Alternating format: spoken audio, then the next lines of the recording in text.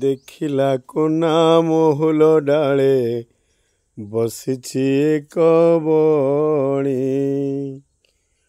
ପଡ଼ୁଛି ଯେତେ ମହୁଲ ଫୁଲ ହିସାବ କରେ ଗଣି। କହିଲା କୋନା କିଆଁଲ ବଣି ଘଷୁଛୁ ଥଣ୍ଟ ଡାଳେ, ଆମ ପାଶେ ଖାଇବୁ ଯେବେ ମିଠା ପିଜୁଳି ଫାଳେ। ସୁନାର ଏକ ପଞ୍ଜୁରୀ ଗଢ଼ି ଆଣିବେ ବାପା ମୋର, ମାଠୁ ମାଗି ଦେବିଲୋ ତତେ କଦଳୀ ଛେନା ସର। ସୁନା ଗିନାରେ ଦେବି ମୁଁ ପାଣି, ରୂପା ଥାଳିରେ ଭାତ।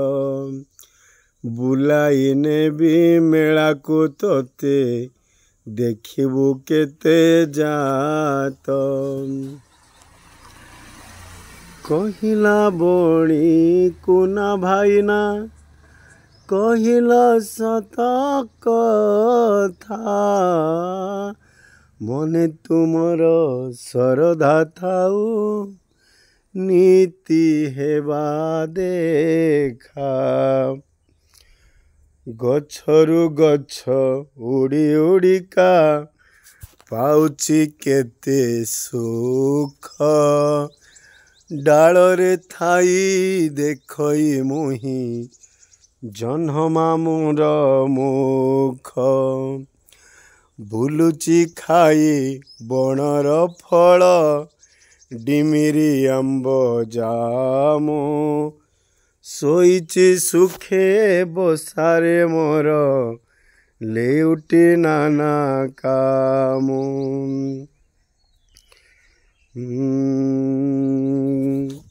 ପ୍ରିୟ ସଜ୍ଜନ, ଏ ଗୀତ ଗାଇବାର ଉଦ୍ଦେଶ୍ୟ, କହିବାର ଉଦ୍ଦେଶ୍ୟ, ବହୁତ ସୁନ୍ଦର ଜିନିଷ ଏଇ ଭିତରେ ଲୁଚି ରହିଛି। ଯଦି କୌଣସି ମୂଲ୍ୟବାନ ସମ୍ପଦ ଯଦି ବଣି ହୁଏ ବା ଆମକୁ ଲୋଭଗ୍ରସ୍ତରେ ପକାଉଥିବା, ଲୋଭାସକ୍ତ କରୁଥିବା କାମିନୀ, କାଞ୍ଚନ, ମଦ ବା ଯେକୌଣସି ଜିନିଷ ଆପଣ ଭାବିପାରିବେ। ଉଦାହରଣ ସ୍ୱରୂପ ଆମକୁ ସପୋଜ୍ ଆମେ ଯୌବନ ହେଲା ପରେ ଆମକୁ ଗୋଟେ ଝିଅ ଆକର୍ଷଣ କରୁଛି। ଭାବିନିଅ ବଣିଟା ହେଉଛି ଗୋଟେ ଝିଅ, ସିଏ ତା'ର ସ୍ୱାଧୀନରେ ଅଛି, ସ୍ୱାଧୀନରେ ବଢ଼ୁଛି, ସ୍ୱାଧୀନରେ ବଞ୍ଚୁଛି, ବାପା ମାଆଙ୍କ ଆଳରେ ରହିଛି, ବାପା ମାଆଙ୍କ କୋଳରେ ରହିଛି। କିନ୍ତୁ ଆମ୍ଭେମାନେ ବା ଆମେ କ'ଣ ହେଇଛେ, ଆମେ ହେଇଛେ ଗୋଟେ କୁନା ବା ପୁଅ ପିଲାମାନେ ଯେତିକି ଗୋଟେ କୁନା, ଝିଅ ପିଲାମାନେ ଭାବି ନିଅନ୍ତୁ ଗୋଟେ ବଣି। ଝିଅ ପିଲାମାନେ ଆରାମରେ ବାପା ମାଆଙ୍କ ପାଖରେ ବଞ୍ଚିବାକୁ ଚାହୁଁଥିବା ବେଳେ ସମାଜରେ ପୁଅ ପିଲାମାନେ ତାଙ୍କୁ ଲୋଭାସକ୍ତ କରନ୍ତି। ମୁଁ ଏଇ ଭିଡ଼ିଓଟା କରୁଛି ଏଥିପାଇଁ ପ୍ରତ୍ୟେକ ଝିଅ ପିଲା ବା ପ୍ରତ୍ୟେକ ମା ଭଉଣୀମାନେ ଜାଣିବା ଦରକାର, ଶୁଣିବା ଦରକାର, ବୁଝିବା ଦରକାର ଯେ ମୁଁ କାହିଁ ଏ ଭିଡ଼ିଓଟା କରୁଛି। କହିବାର ଉଦ୍ଦେଶ୍ୟ, ସେଦିନ କୁନା ବୁଲୁଛି ଜଙ୍ଗଲରେ, ଆମେମାନେ ବି ବୁଲୁଛେ ପେଟ ପାଇଁ, ନିଜ ପରିବାର ପାଇଁ, ନିଜ ବାପା ମାଆଙ୍କ ପାଇଁ ଆମେମାନେ ବି ବୁଲୁଛେ। ଦେଖି ଦେଉଛେ ଯେଉଁଠି ଗୋଟେ ସୁନ୍ଦର ଜିନିଷଟେ ଅଛି ବା ସୁନ୍ଦର କିଛି ମୂଲ୍ୟବାନ ଜିନିଷ ଅଛି, ଆମେ ସେଟାକୁ କ'ଣ କରୁଛେ, ଦେଖି ଦେଉଛେ, ତାକୁ ବିଭିନ୍ନ ପ୍ରକାର ଲୋଭଶକ୍ତି କରାଉଛେ। ଲୋଭଶକ୍ତି କ'ଣ କରାଉଛେ, କହୁଛେ ଯେମିତି କୁନା କହୁଛି, କାହିଁକି ଘଷୁଛୁ ଥଣ୍ଟ ଡାଳେ, ବଣି ତୁ ଏତେ ସୁନ୍ଦରଟେ, ଏତେ ମୂଲ୍ୟବାନ, ତୋତେ ଯଦି ମୁଁ ପୋଷା କରିକି ନେବି, ମୋ ଘରକୁ ନେବି, ତାହେଲେ ତୁ ବି କଥା କହିବା ଆରମ୍ଭ କରିବୁ, କଥା ବି କହିପାରିବୁ। ତୁ ଏ ମହୁଲ ଫୁଲକୁ କାହିଁ ଗଣୁଛୁ ବଣି, ମହୁଲ ଫୁଲ ଗଣିବା ତୋର ଆବଶ୍ୟକ ନାହିଁ। तू आसे आमे भी समस्ते सैया अन्य को आमे लोभ देखई तो पाई मु एटा करदेबी तेटा तो पाई मु सेटा करदेबी तोते मु भलरे रखिबी भाबंतु आपण माने थरे एमती काहाकू कहि नांदी निश्चित आमे माने कहिचे समस्त को प्रलोभन देखैचे कथा देइचे किंतु जदि जने सचोट हेथिबो सत थिबो बापा मां को कथा मानुथिबो बापा मां को ऊपर भरोसा विश्वास रखिथिबो से केबे भी बोणी भलिया उत्तर दबो।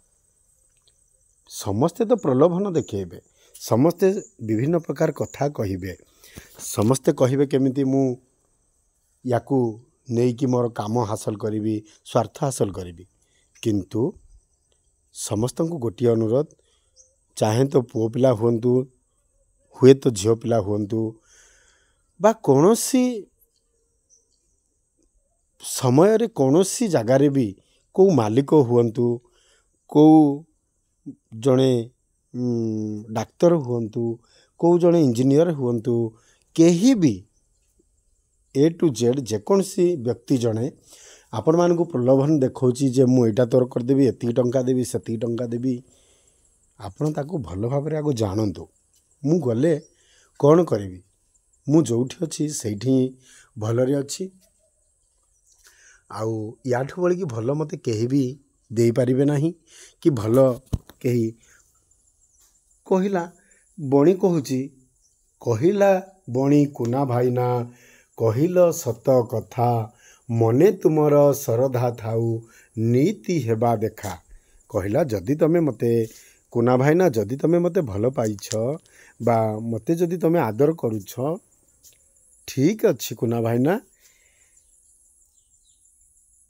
मने तुमर आदर थाउ नीति हेबा देखा डालरू डाल उड़ी उड़िका पाउची केते सुख डालरे थाई देख मुही जन्ममामूर मुख जन्ममामू किए आम पाखरे थिबा बापा माँ आम पाखरे थिबा भाई भौणी आम पाखरे थिबा बंधु परिजन जेते आमे वंशरे रहुचे बंधु बांधव पीसी खुड़ी माउसी एमाने होउछन्ती आमर जन्ममामू बा आम मानकर आदरणीय व्यक्ति तेणु एमानकु छाड़ी कि मु कुआडे जिबी के आपण थरे भाबंतु देखंतु हे छोट पिला माने हे मोर समस्त गुरुजन विद्वान पंडित माने कौनसी कहा कथार प्रलोभन हुंतु नाही प्रलोभन है लोभासक्त हेले ना आपण विपदरे सम्मुखीन करने को चाहिए विपदरे पड़ा जीवे कहबार उद्देश्य एया